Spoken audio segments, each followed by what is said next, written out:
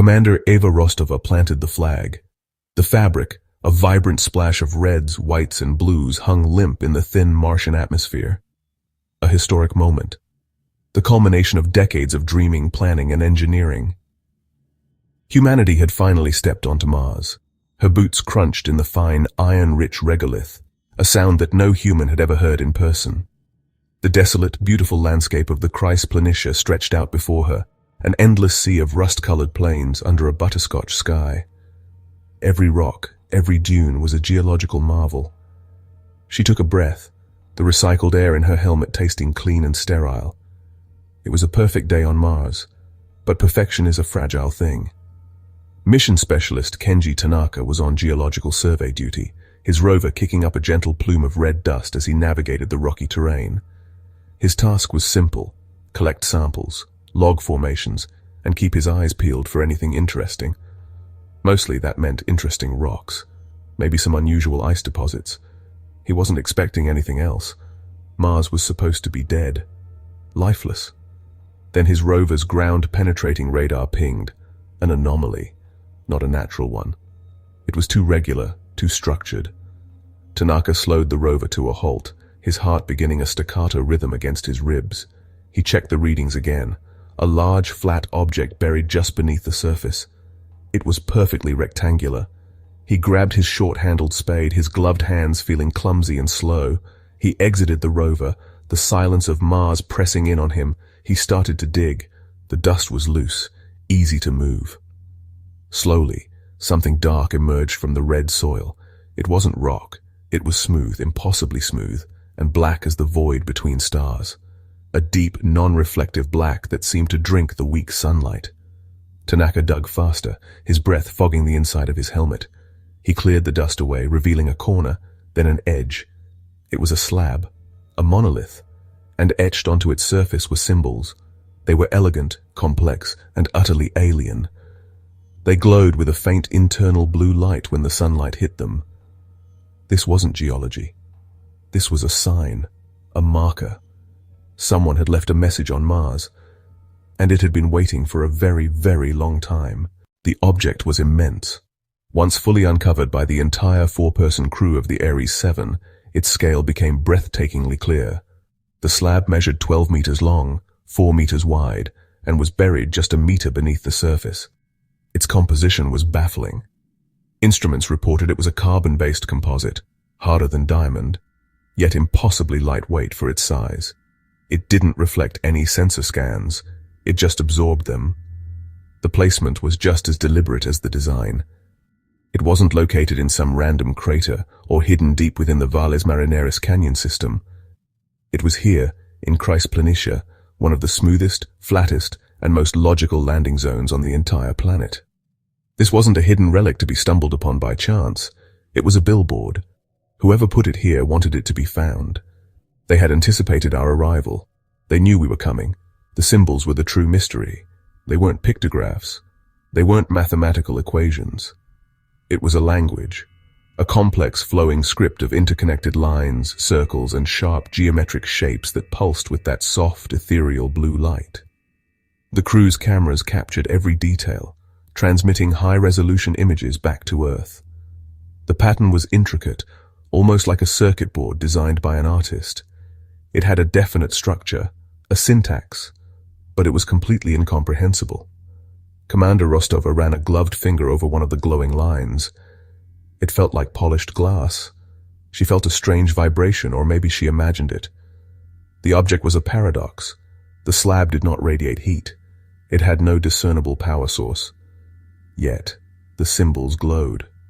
It was a silent, stoic sentinel that had waited through countless dust storms and freezing nights.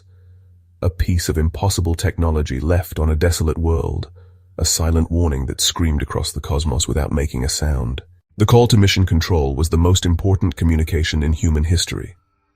Rostova's voice was steady, professional, but the tremor of sheer awe was unmistakable. "Houston, this is Ares 7. We have a discovery. You are not going to believe this." The 18-minute light speed delay between Mars and Earth stretched into an eternity. On the ground in Houston, the flight director, Dr. Aris Thorne, listened to the report. The room, usually a hive of calm, controlled activity, fell silent. Jaws dropped. People stared at the screens, at the incoming images of the black slab and its glowing script. It was the moment everyone in the space program had secretly dreamed of and simultaneously feared. Contact. For the astronauts on Mars, those 18 minutes were agonizing. They stood by the monolith, their own transmissions sent off into the void, waiting for a reply from a world that was now irrevocably changed.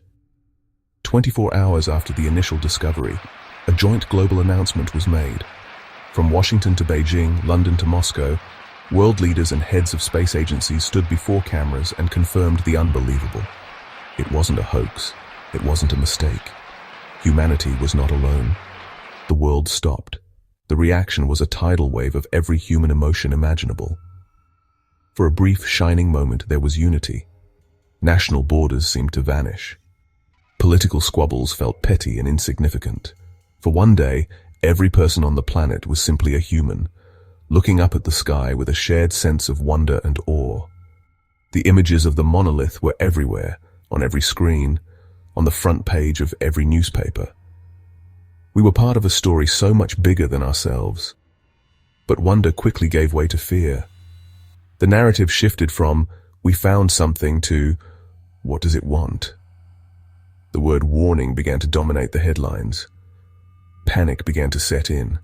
Stock markets plummeted as uncertainty gripped the global economy. The global scientific community mobilized on a scale never seen before. The monolith, nicknamed Damocles by a grimly humorous astrophysicist, became the sole focus of thousands of researchers. Linguists who had spent their lives studying ancient Sumerian now found themselves staring at glowing blue alien script. Computer scientists and cryptographers developed AI programs to search for patterns, repetitions, and mathematical constants within the symbols. Every frame of video from the Ares 7 crew was analyzed, every flicker of the monolith's light scrutinized for a hidden meaning. Slowly, painstakingly, a few breakthroughs began to emerge. The AI programs identified a recurring set of symbols that appeared to function like a periodic table of elements. One particularly complex cluster seemed to be a star map, but it didn't match our local star cluster. It depicted a galaxy from a vantage point thousands of light years away, and it highlighted a specific solar system, presumably the home of the monolith's creators. But the most significant discovery came from analyzing the faint, rhythmic pulse of the symbol's blue light. It wasn't random. It was a mathematical sequence. Specifically, it was a countdown. Based on the decay of trace radioactive isotopes found in the surrounding soil, isotopes that were not native to Mars, scientists were able to date the monolith's arrival. The countdown was calibrated to the half-life of a specific element, and it was set to reach zero roughly 2 million years after it was placed. The chilling realization dawned on them. The countdown had already ended. The warning, whatever it was, had expired. We hadn't just found a message. We had found an old, unanswered alarm bell. The danger it warned of might have already come and gone, or perhaps its arrival was now long overdue. The discovery of the expired countdown threw the world into a new kind of turmoil. The question was no longer just what does it mean, but what do we do now? The monolith was no longer just a warning sign, it was a potential tombstone. One faction, the isolationists, argued for an immediate and total withdrawal from Mars, bring the Ares 7 crew home, scrub all future missions, and effectively place our own planet under quarantine. They argued that we had been spared by sheer luck.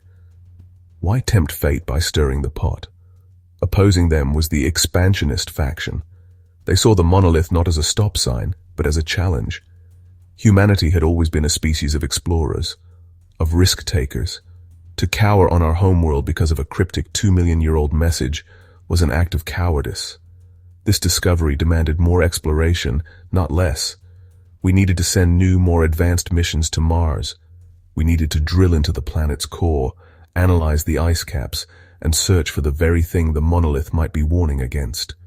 The debate raged in the halls of the United Nations, on 24-hour news channels, and in every home. It was a philosophical schism that cut across political and cultural lines. Do we listen to the ghost of a long-dead civilization, or do we trust in our own ingenuity and courage?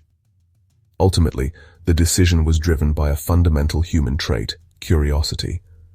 The lure of the unknown was too strong. A new global space initiative was formed, a collaboration of nations that dwarfed the Apollo program and the ISS. The new missions arrive. Great, shielded ships carrying scientists, engineers, and soldiers land on the Red Plains. A permanent base, Fortitude, rises under the butterscotch sky. Its lights a tiny spark of human defiance in the vast Martian wilderness. Decades pass. Humanity becomes a two-planet species. Children are born on Mars, growing up under the shadow of the alien artifact, a constant reminder of the universe's great unanswered question. The language of the monolith is slowly, painstakingly translated. It is indeed a warning. It speaks of a life-cleansing energy wave that moves through the galaxy on a cycle of millions of years, an automated, non-sentient force of cosmic sterilization. The monolith's creators were a nomadic species who charted this wave and left warnings for young, emerging civilizations. The countdown found on Damocles marked the last time the wave passed through this sector. This revelation brings a collective sigh of relief, but it is short-lived. The translation continues, and a final fragment of the message is uncovered.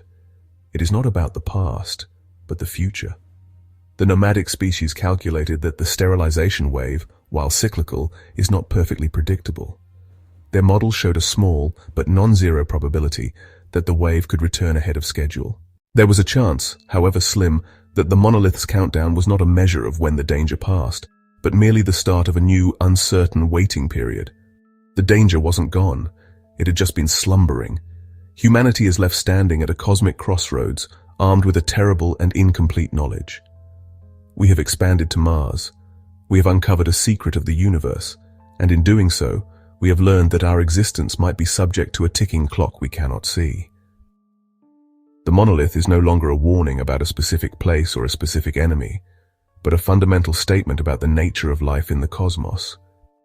It is fragile, it is fleeting, and it is never truly safe.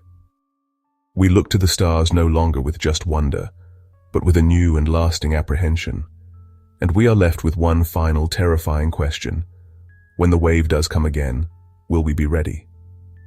The answer remains written in alien script on a black monolith, waiting patiently on Mars for us to fully understand what we have found.